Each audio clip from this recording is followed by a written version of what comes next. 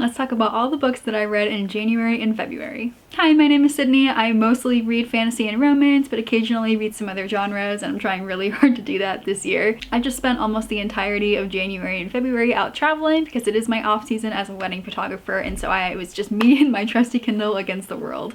And in that time, I got to read, I think, 9 books in January and 12 books in February. Let's go through them. So 2025, I am starting this new challenge for myself in which I'm picking 5 different kind of categories for my monthly TBRs. So a lot of these books I never would have picked up otherwise, and I'm really proud of that fact. But it's still a vast majority of the books that I'm going to be talking about are fantasy and romance. First book of the year is Nocturnal by Clio Evans. I picked it up in the LA The Ripped Bodice bookstore. This book, more than anything else, stood out to me. It was on one of those end caps recommended by one of the bookstore employees, and so I walked through and I was like, you know what, yeah, this is the book I'm going to take home with me.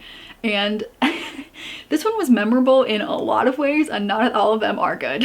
It really is, to its core, a dark academia monster romance. So it has the dark academic setting. This one takes place in Scotland. It has the absolute pretentious asshole male counterparts, male professors. All of these characters are professors. There are a lot of mysterious deaths and people covering up the murders. Add on to the fact that our female main character is the only female professor at this college, and there's just so many things going on. Now, in addition to that entire dark academia atmosphere and setup, there's also an entire love story in this. It is a love triangle. There is a very mean, controlling, very much an asshole professor who was one part of the love triangle, and then there's also a literal, like, monster. So she's in this love triangle and she's falling for both of them at the same time. There are conspiracies going on, there's monster hunters, there's just a lot happening in this book. Even though it is very short, they managed to jam pack a lot into this, even with, like, this book was at least 20% spice. So I'm not entirely sure how she did it, but there was just so much that happened in this book. I'm not a huge fan of dark academia because I hate people that are just like assholes or just super misogynistic, but this one was a wild ride. And there are some scenes in here that I think are just gonna be like burned into my brain for the rest of eternity, whether I want them to be there or not. So if you are a fan of dark academia and a fan of monster romances, try this one. If you are not a fan of either, stay far away. The next book I picked up is Lord of the Fading Lands by C.L. Wilson. This author, I've heard it before and I've wanted to read her work because I think it's The Winter King is her more famous one that I do really want to read. And I got this one in a blind date with a book from one of the other LA bookstores. And so I was like, oh my god, perfect. This one predates The Winter King. I'm gonna read this. I think it's a trilogy. I'm gonna get through and I'm really excited to start, my journey with this author. I am so sad to say that I am horribly disappointed in this book. I may or may not continue with the series, I really don't know. In this fantasy world, there are humans and they've been living on their own because for thousands of years there have been fae kind of nearby, but thousands of years ago, all these kind of big, powerful kind of fae people, like the people with the most power, were all kind of killed, and so there's really only one left, but he hasn't been seen in 1,000 years, and 1,000 years ago, he almost burned down the world because his lover was murdered in battle. So there's a lot of lore that was kind of given to us in the beginning to see how this world has been set up, like what their thousands of years history look like and what kind of the relationship is between the elves and the powerful kind of magic folk and then the humans. Every year the kind of important magical people, but not the most important, come and like go into this parade to meet like the kings of the humans, just to be like, hey, we're still here, we're still good, let's not kill each other kind of thing, while there's also like dark forces elsewhere. And in today's world we have an 18-year-old woodcarver's daughter who is just trying to survive. She has 2 little sisters. She just wants to make it through life. She has a suitor who is literally like a disgusting man who basically tries to force himself on her. It's very bad. Their whole society is really weird. There's this okay, there's this one part that like in this human society, they're like, yeah, if a man gives a woman a mark, then like they're betrothed and like she's dirty, like they have to get married. And the mark is literally a hickey. And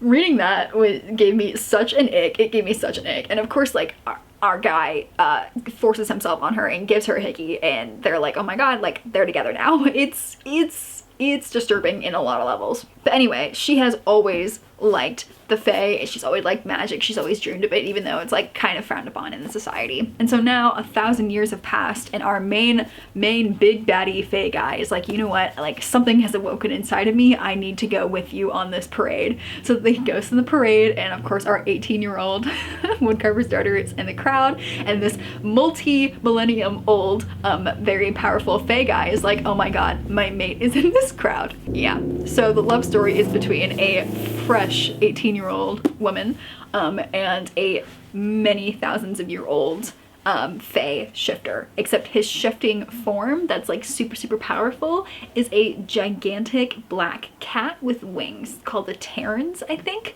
Yeah. See, all of this setup, honestly, not the best, but fine. I'm totally used to it in a fantasy setting. What wasn't the best was that our 18-year-old girl got very little page time, honestly, in her own stupid book. We mostly followed a lot of other characters and our main Fae guy. But the thing that really tipped the iceberg for me is that she is about 1,000 times more mature than our multi-millennium old Fae guy. And there are multiple situations in which she shows that her emotional intelligence is normal to a human being and his is less, despite that he's been alive for so long. And it just got to the point where it was repetitive, being like, I do not ship them at all. I'm actually against this couple. Like, she needs to find somebody her own age. But either way, they get together very quickly because they're mates. And so like maybe by then they're together, and then the rest is them just kind of like navigating this new political environment and like her getting dressed up and being treated like the queen because he is of course like the king of the Fae kind of thing. And meanwhile in the background there's all these evil people that are coming out of the shadows and causing some drama. They're like, ooh, maybe she has magic, maybe she doesn't. They're trying to figure it out. They're trying to kidnap her. They're trying to kill her. There's just a lot of stuff going on.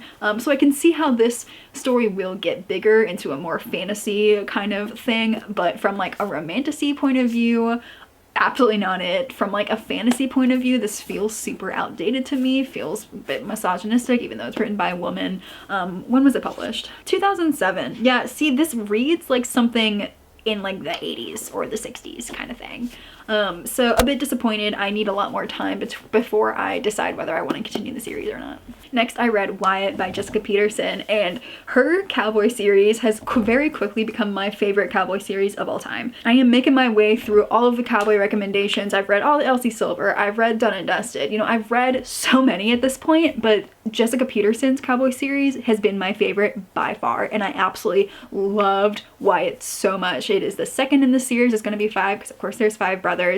They are a little bit kinky, but really the guys are just down bad for their women. They absolutely feel like real human beings. They have emotional intelligence. They talk through their problems. The settings and the problems feel really realistic. This one was more of like a romance book than the other one. This one's like, you know, it's fake dating, but they've also been best friends for a long time and he's loved her this whole time kind of thing. Like, it does feel more like a novel instead of like a real life situation, which is totally fine because I thoroughly enjoyed my time with it and I cannot wait to continue with the series. And then I read Bookshops and Bonedust, which is technically the prequel novel to Legends and Lattes, even though it came afterwards. And I think I also liked this one better than the first book. I loved Legends and Lattes. I'm learning that I am really a cozy fantasy kind of girl. Going into Bookshops and Bonedust, I was nervous because I loved Vivian's like modern day timeline in Legends and Lattes a lot, and I was upset that we weren't going to get any of those characters again, but I actually ended up loving this book so much. Travis Baldree really does a great job with found family. I really enjoy every single character in here. There are big baddies, but like they feel a little bit removed to the point where you can focus on the day-to-day, and I'm really enjoying that.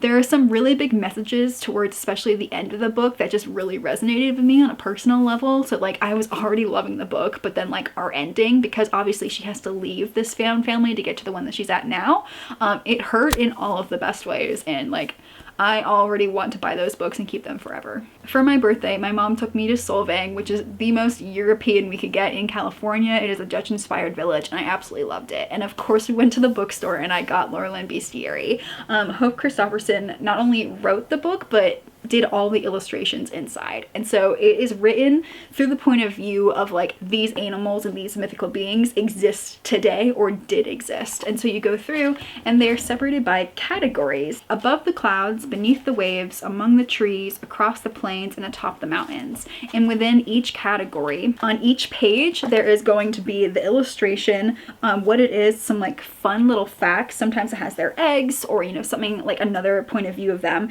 And then it has a description of like what you would find in a like naturalist guide, like, you know, going out to see foxes or owls or whatever. You know, it's like, okay, they live in this situation. This is, you know, what their family groups are like. This is what they do their day to day. You know, this is what hunts them. And it also has, you know, the region, the lifespan, the diet, the size, and the habitat. And so, you know, so this is region Europe, 1500 to 3000 years. Their diet is elk, cattle.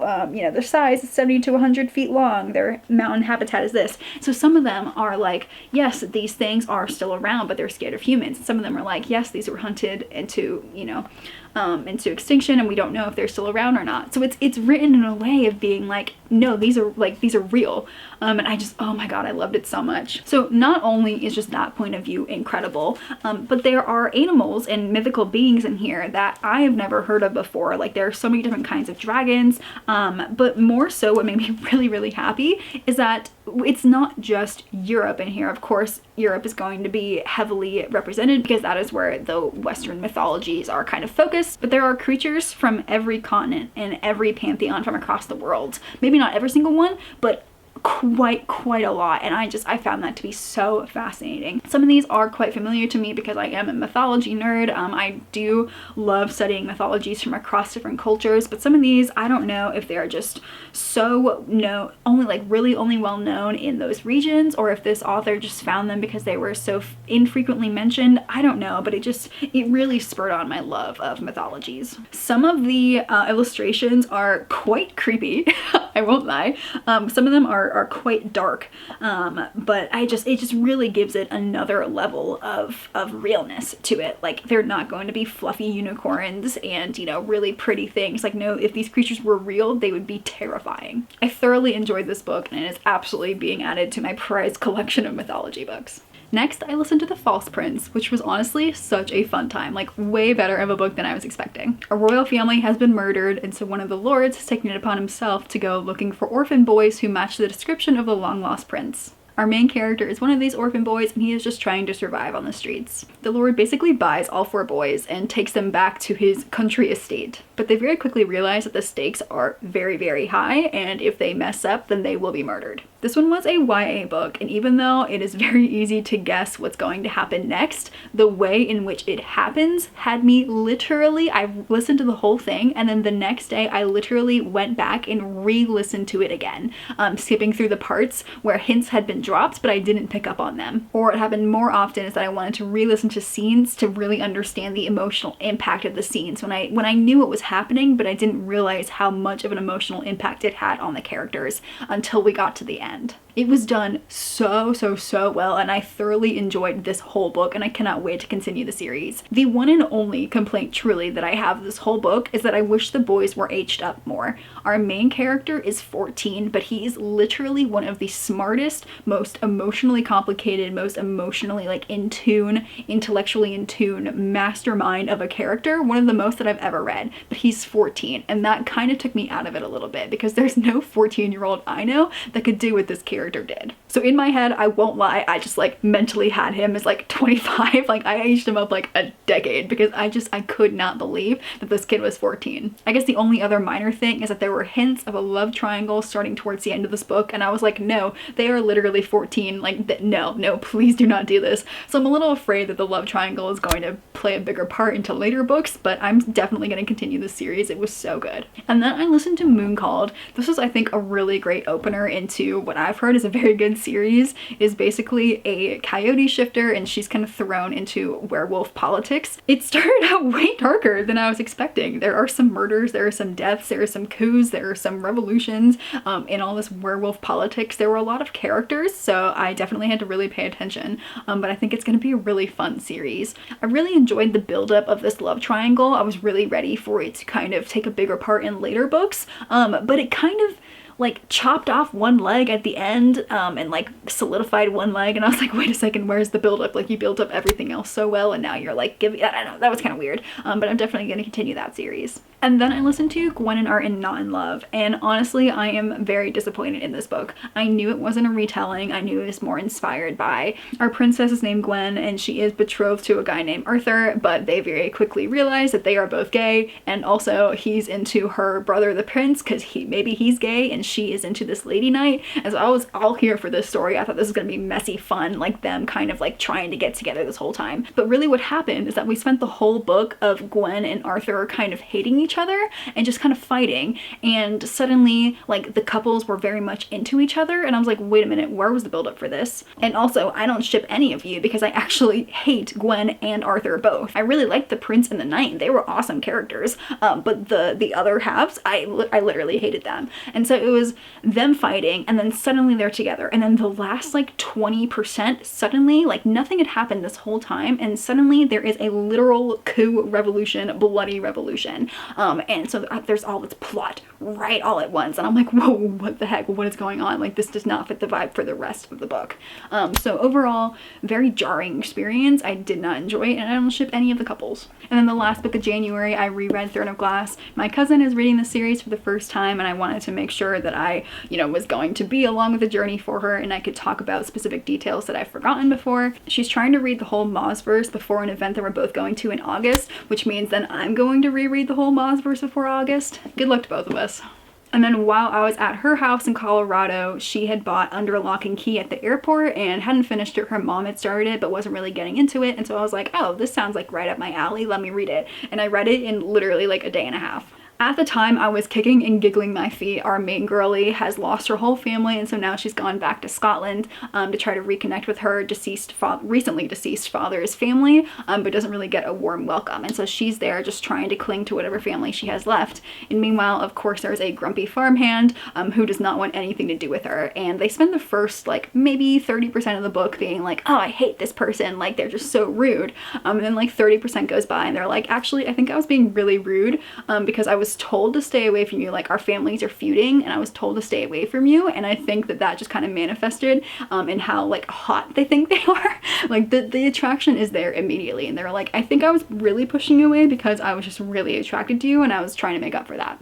So then they spend like the middle portion of the book being together, and it is very cute. I really like them together. Okay, and then the whole second half of the book is them trying to break his curse. He's been part of a generational curse. If you just look at the front cover and read the back, you can very easily guess. So it's really not that big of a spoiler, but you can guess that his family, the men in his family, turn into the Loch Ness monster every night. You figure this out on like page 50, so like it's really not that big of a spoiler, and you should have been able to figure it out from the front. But anyway, they're going through, they're solving the clues, they're trying to figure out why their families hate each other, they're going through ancient history, there's somebody who's out to get them. It was just a really fun adventure. There was a few, like, there are a few smutty scenes in there, and some of them kind of lean towards monster smutty. I was not expecting that, and I'm really happy my aunt never got to that portion because that would be very awkward. So then I started going through her entire backlog, and so I picked up The Fake Mate, which is another one by her, and this one I was really looking forward to. I am not a stranger to Omegaverse. I was in AO3 back in my middle school days, so like I know the rules, I know what the world is about.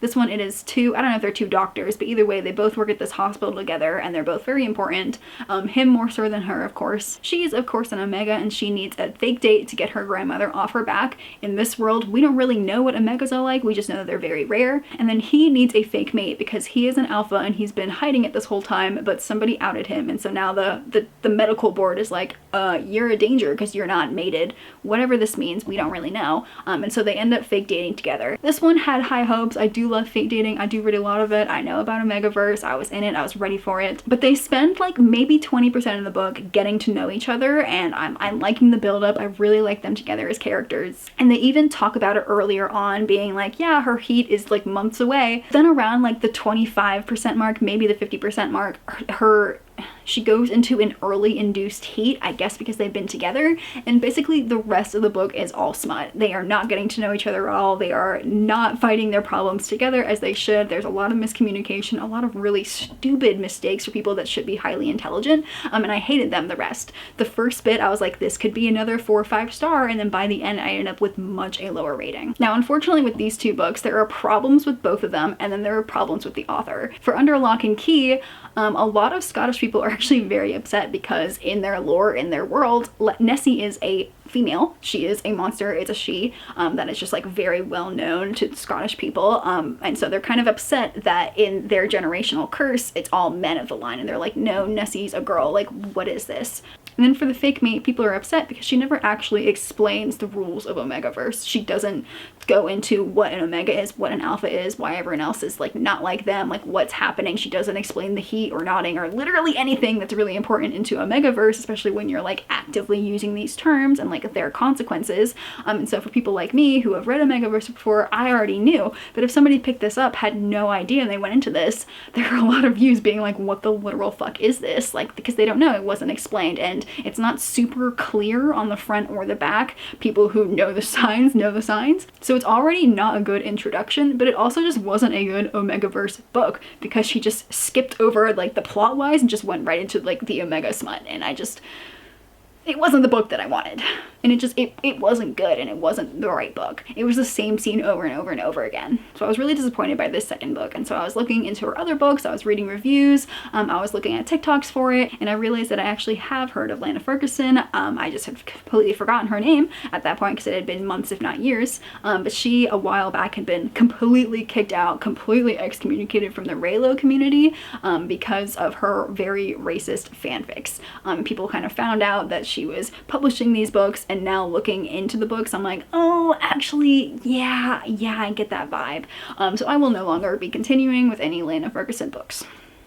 Which is really a shame because I did enjoy the Loch Ness Monster book at the time, but now I'm like, oh man, they're right, like Nessie really is a girl, like, just upsetting all the way around. And then I read 2 books for my Read the World challenge. I picked out the Netherlands, so I read Tulipomania and Midnight Blue. Tulipomania is a non-fiction book about the like tulip mania that really took over the Netherlands and actually where tulips came from. I didn't know that they came from like the steppes of the Middle East. I did not know that they were kind of like Mongolian territory and then they were brought through Europe. So I learned a lot about the history of that and how it kind of led into today. And then Midnight Blue is a historical fiction, but it had a lot of real life people and real life events going through it.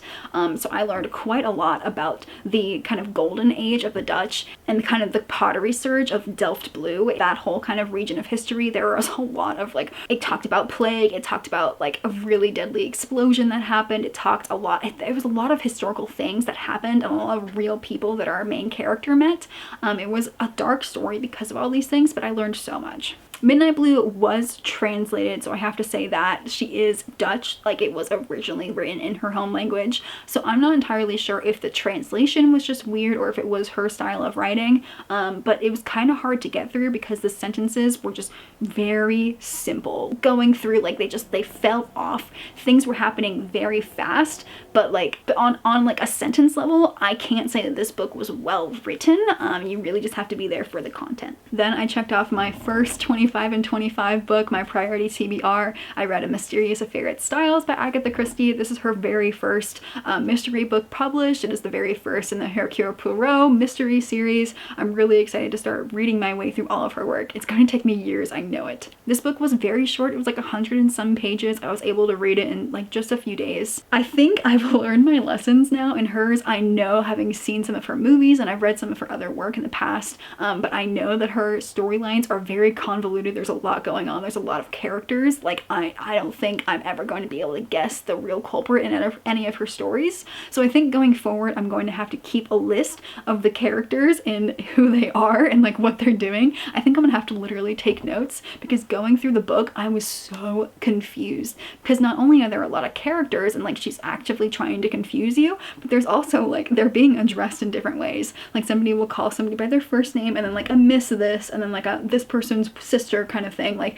so there's a lot of people and they're being told different things. And so by the time I got like 50% of the way through, I had forgotten who any of these people are, like how they were related to each other. And at that point I was like, I just want to get to the end. So I really just sped through the second half just wanting to get like the ending situation. And by the time I got to the end and like figured out, you know, who done it and who killed the old lady, I was like, who is this person again? So I don't think I had the best reading experience because I didn't keep track of the characters. So lesson learned.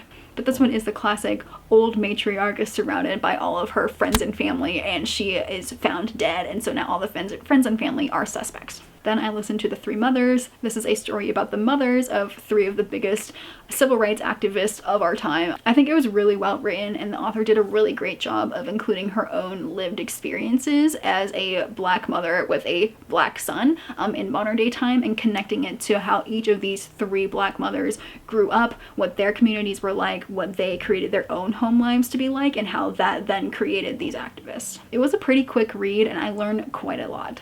At this point in February, I've been in Europe for a few weeks now, and I am currently in Colmar, France. This is a beautiful fairy tale village, and I thoroughly enjoyed my time there. Nearby, like very nearby, is another small town that inspired the animators for Disney's Beauty and the Beast. This town is the inspiration for Belle's French village, and so it looks very, very similar to Colmar. And so imagine yourself walking through Belle's fairy tale French village. So that's what it felt like walking around Colmar. It was fantastic, and it just put me in such the mood for reading. So I read Hunted by Megan Spooner, which is a Beauty and the Beast retelling. It only felt right. I ended up giving this book 4 stars for some particular reasons, but overall I don't think I can blanketly recommend it as a Beauty and the Beast retelling. It's a new story of Beauty and the Beast that I haven't really read before, but there is some good and bad to it.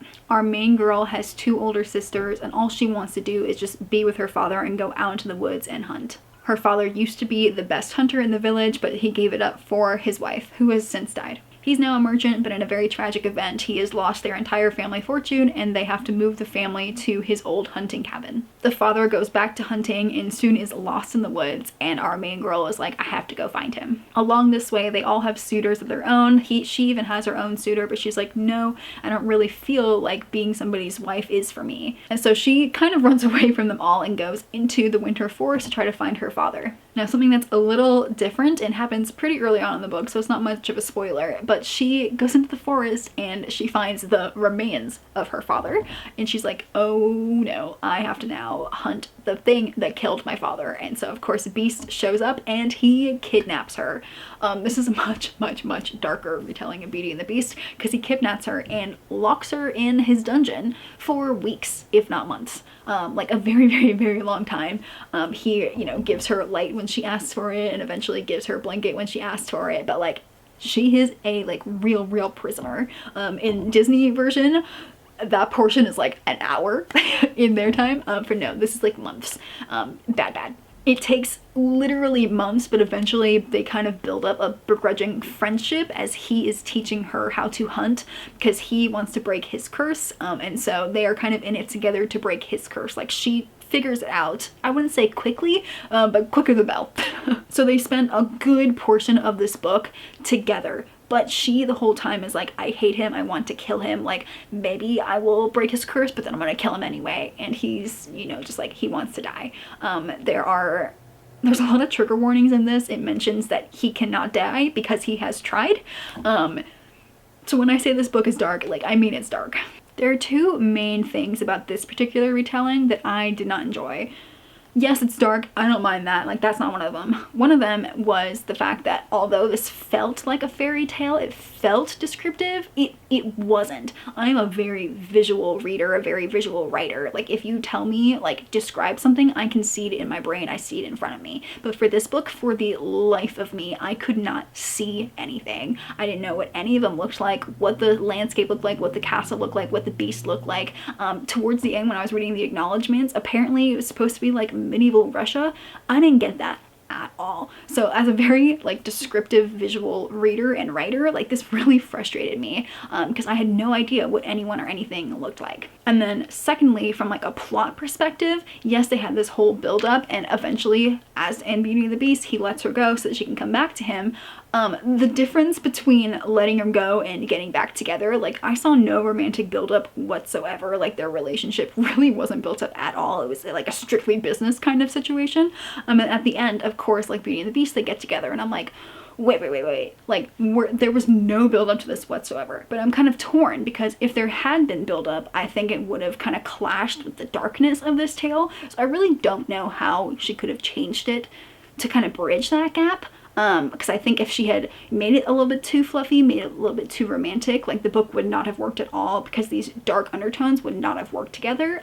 So I don't know. I really don't know about this one. So like it was a good story and I felt immersed, but I just had it had its problems, so I can't blanketly give that as a recommendation for a Beauty and the Beast retelling. Next, I read Into the Riverlands. This is, I think, either the third or the fourth, I don't know, book in the Empress of Salt and Sorrow series. I am eating this series up. They are so short to listen to. They're like 2 to 4 hours long. They're so short, but they just, oh my god, this author packs such an immersive, beautiful story into these small portions of time, and I hope this series goes on forever. This one in particular was more like action heavy instead of history, like lyrical past storytelling heavy. Like there were still storytelling elements in this as there have been in other ones, but this one, like there was more action, there were things happening, there was a lot of fighting in this one, a lot of martial arts, but there was still like a magical element to it. It's a little confusing though, because in the previous ones we're given some answers to questions, but not all of them. But in this book, this one is like, no, you're gonna walk away with more questions. And I'm like, wait, what? Yeah. Still cannot recommend this series enough though. And then I read Carmilla, which is like the, I guess, the OG vampire book. It predates Dracula. It's written by an old Irish author. Reading through it, I was like, wow, this book is so gay. It is so gay. It is so gay. Our vampiress Carmilla is like straight up immediately in love with this like young lord's daughter. And I'm like, wow, what is going on? It's a very short book and not a lot happens, but a lot happens. It's kind of hard to explain. There's a lot of storytelling of past events and like recountings of things that happen in the here and now. It's not like an action play-by-play kind of book. There's also like no figuring it out that she's a vampire. Somebody from her past comes up and is like, vampire, and like, let's go kill her. And it's like, whoa, what? So it was very jarring to read in a lot of ways. And I think a lot of that has to do with the fact that, honestly, it was written by a male author in like the 18-somethings. Yeah. If you want a Carmilla story, go watch the web series. I watched that in like middle school and loved it. Then I checked out another one of my 25 and 25 priority TBR books. I read The Wrath and the Dawn by Renée Dia. I am so sad to say that I am disappointed in this book. There were some really cool aspects of it. I loved that it was 1001 Nights retelling. I loved how descriptive it is. A complete opposite side of the spectrum of Hunted. I could see the palace, I could see every outfit, I could see every food, I could see what everybody looked like, but kind of in a bad way, because the author spent so much time describing these things that we lost a lot of time in which the love story kind of grew. We went from our main girl volunteering to be his bride so that she can kill him to get revenge for her best friend, to like maybe 3 days later they are so in love with each other that she's like giving everything up. And I'm like, at what point did they fall in love? Like I literally do not know. I literally do not know. And it frustrated me. It really did. Because at the same time, her childhood lover is there making a love triangle. He's making waves. There is a political coup happening. There's a lot of things going on behind the scenes. There's some magic going on behind the scenes. So there's all these things that make this world really interesting and this story really interesting. But there was just such a heavy emphasis on them being like, you're it for me. Like, we are together forever. Like, we're so in love. And I'm like, what? There's so many other things that had to happen and be built up before we could get to that point, but it happened so fast. So I'm a little disappointed. I think I need some time before I finish the duology and read all of the side tales that happened, because I'm a little upset. Then I continued the cozy mystery train with The Teller of Small Fortunes, and oh my god, I loved this book so much. Our main character is a seer, and she has this wagon that she goes around through all these small villages telling fortunes for small change, and that's how she survives. Along the way, she runs into these two men. One of them is an ex-mercenary and one of them is a reforming thief, and she learns that they are looking for the mercenary's daughter, and so they join forces and they start traveling. They pick up a baker along the way, they pick up other things along the way to look for his daughter. It very much fits into the cozy fantasy genre because there is some major found family vibes. Each character feels very fleshed out to me. They have their own, worries, thoughts, desires. They have their own personal arcs. They have a lot of small adventures. They have a lot of heartfelt moments together. But at the same time, there are bigger plots going on behind the scenes that kind of come to a culmination towards the end. They are looking for his daughter the whole time, so there is that main goal, but there's also this other goal of our main girl as she is actually fleeing. Going from small town to small town, she is actually running away from her own past until it catches up to her. And amongst all of this, there's also this entire theme of feeling like you don't belong. Our main seer is actually born in a different country, and when her father died, her mother brought our main character to this new land where she remarried, and she was brought up in this new land to try to be more like this land. So she's kind of lost touch with her old culture, her old language. She doesn't speak it anymore. Her mother refuses to talk about it. So her whole life she's grown up not being either culture and really feeling torn between the two. She is never this culture enough for them, and she's never that culture enough for her past. This is something that I think a lot of people can relate to, particularly Asian immigrants into the United States who have either lost ties with their Asian roots and they're just, they're not American enough. I know personally I have never experienced that, but I know a lot of people have. So reading it from her perspective, yes, I'm never going to have those feelings or emotions, but going through her story just really made me feel for her. There are even side characters who have gone through that same journey as her, and it broke my heart time and time again, particularly because there are now tensions between these two nations, and so now because they look like their old nation, people are now attacking them, like they are being very anti-old nation. So there are a lot of layers to this story. It's very cozy, but there are some real themes and real thoughts and emotions behind this book. It took you through a roller coaster, but I just felt like it also gave me a warm hug the whole time. I just loved this book. And the last book in February I read was I Got Abducted by Aliens and Now I'm Trapped in a Rom-Com by Kimberly Lemming.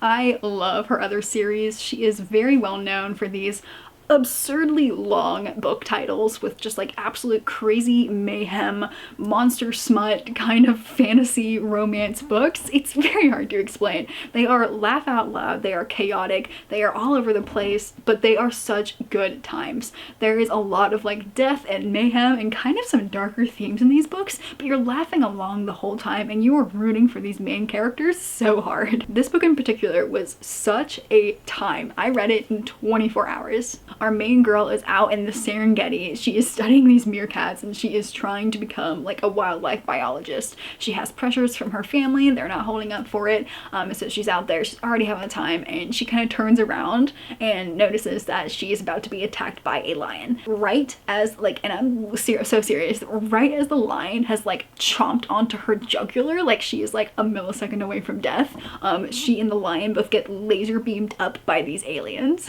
These aliens are freaky little bird people and they're like scientists and they're poking and prodding her. And so she and this lion kind of make like a non-verbal pact to like attack them and escape onto this like little escape pod. And so they get in there together and she's like, oh god, now I'm trapped with the lion. And the lion is like, did you just talk? So we have a talking lion. So they end up crash landing on this planet and she gets out and she's like, I am so confused. It's this planet and it has like modern day trees and ferns and flowers and stuff, but there are literal dinosaurs walking around. She's like, I don't understand. There's dinosaurs from like different ages of dinosaurs, because there's like millennium apart, and she's like, none of you belong together and you also don't belong with these plants. Like she runs into a saber-toothed tiger and she's like, this is not your environment. She runs into a giant like great horned sloth or whatever it's called. She's like, this is not your time period. And so I love so much in this book where every time she comes across like a new plant or animal, she's just like having this biological like freak meltdown. She's like, you don't belong here. As a big dinosaur fan, I found that to be hilarious. But anyway, so she crash lands on this planet and she's very quickly rescued by this like satyr kind of alien thing. They are humanoid, but they have goat legs and feet and tails, and she very quickly realizes that there's like different tribes that are all together, but they can all talk and they're very, very intelligent. She's like, I'm so confused. Turns out something happened to their planet, so they're all like real people that were just like dropped onto this planet, and so now they're like hunting gathering. When I won't spoil it, but they had like real people jobs back on their own planet. Like, I won't spoil it because that line made me laugh out loud so hard. But our main girly is very quickly kind of saved by these two opposing aliens. So our bird alien guy, he was also there. He's like, yes, we kidnapped you and other human females because based on our biological scans, like, you can mate with these aliens, because when we saved these aliens, we accidentally only grabbed males. So this is like, everything is like, because of this mess that these bird aliens created, and so they basically put everyone on this planet. They're like, yes, we put these goat people aliens here, and then we brought the humans so that you can continue your lines, but we brought all of these dinosaurs and these plants and these human houses with showers to make you more comfortable. And they're all like, what?